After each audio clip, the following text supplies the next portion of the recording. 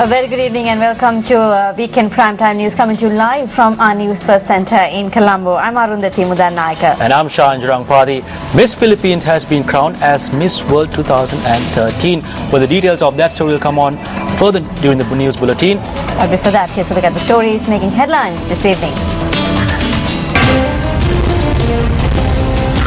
Headlines on News First at 9. President Mahinda Rajapaksa reiterates that all countries should be treated equally. Auditor General notes that the CPC has not adopted the proper procedures when blacklisting suppliers. Another quake in Pakistan. Death toll from the quake that occurred on the 24th rises to 400. News First at 9.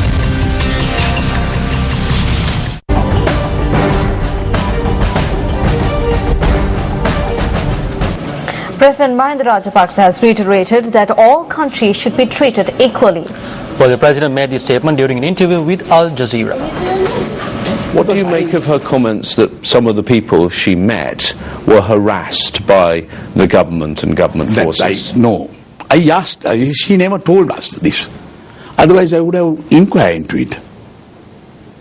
Because she never mentioned that to me.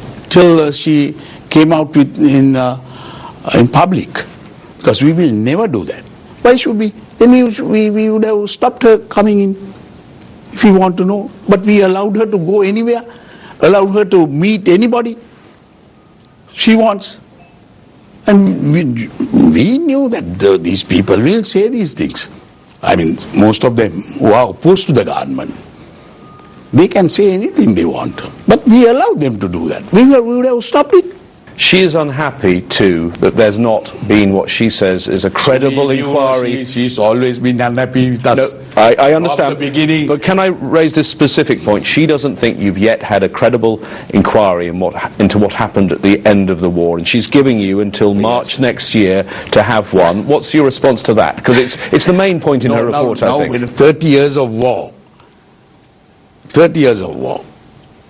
She want only the last few days. Why? I can't understand. So we must look into the whole 30 years. The treatment must be equal to all countries. They want the army to withdraw from the north, and they want a degree of autonomy. Will you now give them that? They can't ask army to be withdrawn. Then, if the other provincial councils also ask me to withdraw their army camps from all over the country, where can I have the army? Can I ask you about the Rajapaksa family at the apex of the political system? Because Session of the United Nations General Assembly.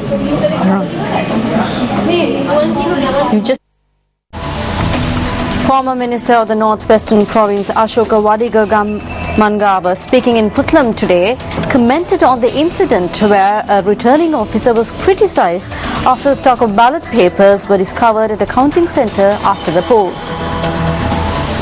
This is the first time in my political career that such an unfortunate incident took place. The returning officer needs to be held accountable. He may point the finger at us and attempt to seek compensation for damages. Since there is a legal hearing in the future, if I speak on this matter, certain things will have to be revealed. He needs to be prepared to face all challenges. On the 24th, a batch of ballot papers were discovered at a counting centre at St Andrews College in Puttlam, and a tense situation arose.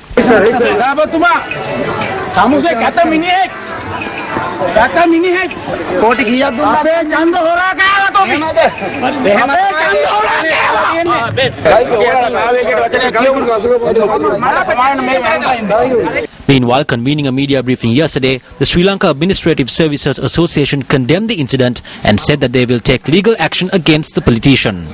I apologize on several occasions for my mistake. If he seeks compensation, he needs to go and file a case against the person who can provide compensation.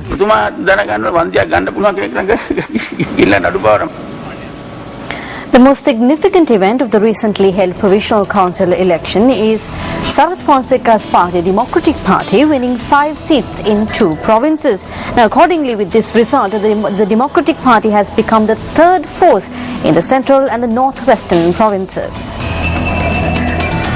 Sarath Fonseca, who was the opposition's common candidate at the last presidential election, registered the Democratic Party in April this year as a new political party. This is the first election that the Democratic Party contested. Sarath Fonseca's political activities were constantly criticized by opposing parties. The main party of the alliance that made Sarath Fonseca their common candidate for the presidential election was also among those who criticized Sarath Fonseca. It was with the aim of winning that we decided upon a common candidate. The fact that we were not able to win shows that there were shortcomings in that decision. It was evident that it was a wrong decision made on our part. It is clear that it is due to this shortcoming that we were not able to win. If we allow the same political culture to continue, the future generation, our children, will be compelled to live the same life that we led.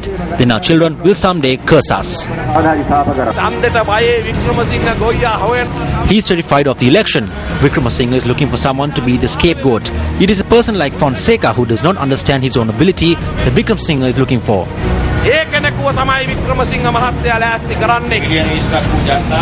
Over 20 million people have not received any benefit and left with only broken promises. They also took in the former army commander who carried out the war. He was deceived by the embassies by telling him that he could be the president.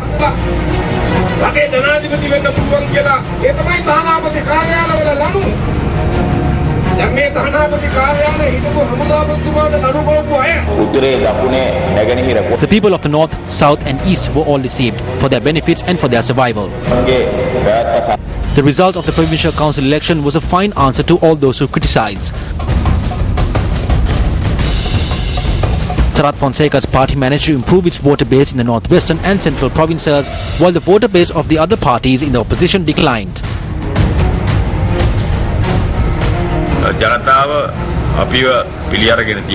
People have accepted us. The people have identified our path. We believe that the people approve us. Therefore, we believe that we can move towards a victorious path. The Auditor General notes that the Ceylon Petroleum Corporation has not adopted the proper procedures when blacklisting suppliers. Auditor General H.A.S. Samaravira noted that this was revealed following an audit of the CPC. The COPE report highlights that the losses incurred by the Ceylon Petroleum Corporation since 2008 have steadily increased. The COPE committee points out that sufficient information was not provided on disputes that arose with regard to stocks of fuel imported during the months of March, June and July last year. The need for the Auditor General to conduct further investigations into this and formulate a report in this regard was also identified through the COPE report. This report, compiled by the Auditor General, has been submitted to Parliament. We submitted this report to Parliament. In it, we highlight that a loss of 8 billion rupees was incurred during last year due to inefficiency and having to pay excessive amounts for fuel. We also note in the report that the proper procedure was not adopted when blacklisting companies.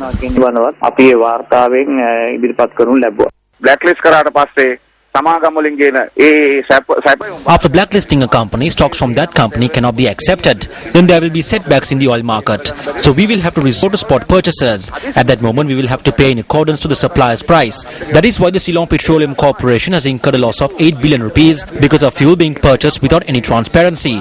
They have purchased stocks of fuel from blacklisted companies. Because of these purchases, the CPC has incurred over 8 billion in losses. This clearly indicates the inefficient administration at the CPC.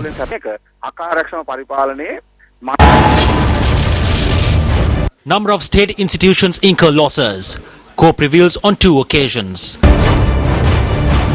The recent COPE report reveals of another 16 state institutions that are incurring losses. Today, it was revealed that the CPC incurred a loss of 8 billion rupees last year. Auditor General. The progress of probes on such institutions. Welcome back. You're with News First. And up next is Action TV.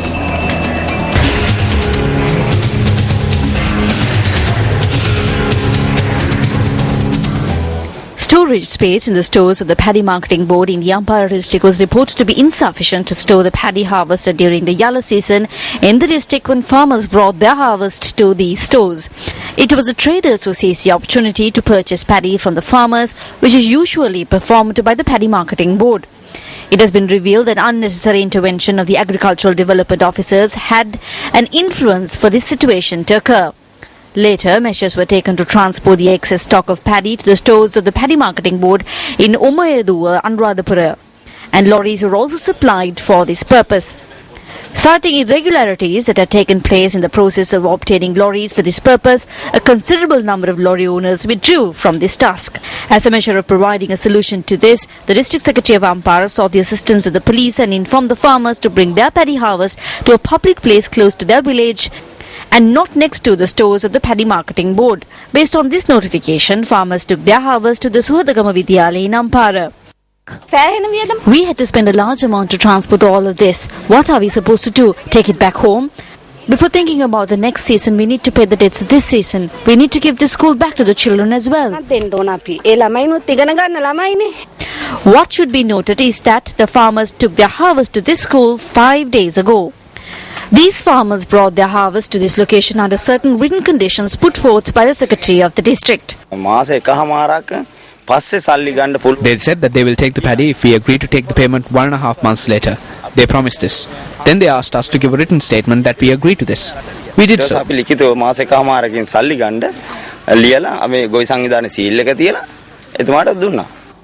Since wild elephants may invade the school premises, scenting the trail of the paddy for food, farmers have resorted to engage in various forms of tactics to prevent such invasions. Should measures be taken to purchase the paddy on debt, as agreed with farmers, and ensure that steps are taken to function the school? District Secretary of Ampara, this is over to you.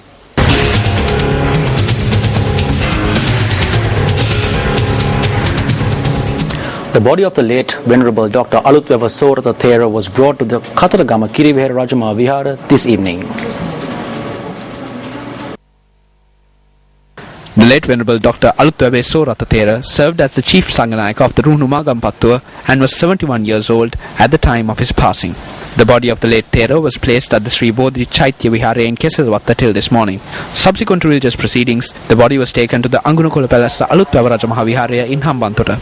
Subsequently, the body was taken to the Tissa Maharama Rajamaha Vihara. The body of the late Thera was taken to the Katharagama Kirivihara Rajamaha Vihara this evening.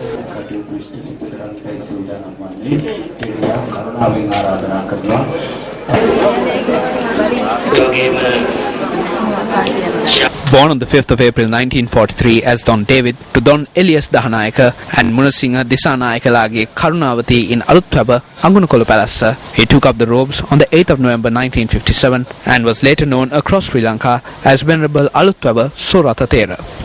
He was educated at the Sri Lanka Vidyalaya in Maradana, the Sri Javadhanapura University and the Piruvan Teachers Training College in Ratmalana. The late Venerable Thera was awarded a doctorate for his book titled Sri Lankave Bodhi Sanskritya. He served as a teacher at the Tissa Maharama Bogaha Palasa College and later functioned as the principal of President's College in Katharagama until his demise. The late Venerable Soratha Thera was made the chief incumbent of the Kirivihara Rajamaha Vihara in Katharagama in 1994 and was later presented with the chief Sanganayaka post of the Ruhunu Magampattuwa by the Malwatha sect. Venerable Soratha Thera, who was awarded with many other honours, served as the Chancellor of the Uva Wellassa University. He reserved his salary for education of children and is a Thero who rendered a great service to society. The body of late Bertie Premalal Disanayaka, the former Chief Minister of North Central Province, was brought to his residence in Anuradhapura today. The late Bertie Premalal Disanayaka passed away last evening at a private hospital in Colombo. He was 59 years old at the time of his passing. The body of the late politician was brought to his house in Kadapanaha in Anuradhapura this morning.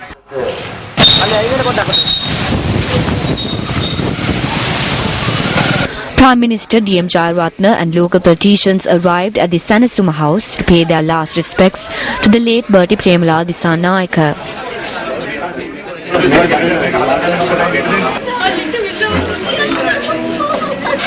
Many local residents arrived to pay their respects. The final rites of the late politician will take place on Monday evening at the Harishchandra grounds in Anuradhapura.